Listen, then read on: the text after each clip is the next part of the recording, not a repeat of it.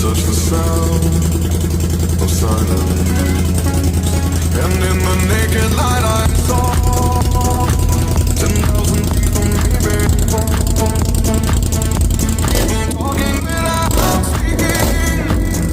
people hearing without listening, people writing songs that voices never share, and no one dared to stand